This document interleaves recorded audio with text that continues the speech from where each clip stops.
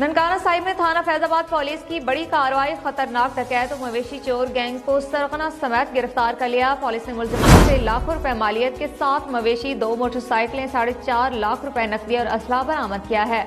Police के मुताबिक Shahbaz कुमियाना gang अहलियान Nankana के लिए खौफ की अलामत बने हुए थे, जो कि वारदातें करते और फरार हो जाते थे। मुलजिमान से डकैती और चोरी समेत 11 मुकदमा ट्रेस करके मजीद तफ्तीश जारी है। मजीद इस कार्रवाई के बारे में जान लेते अपने नुमाइंदे मोहम्मद अजमल शहजाद से।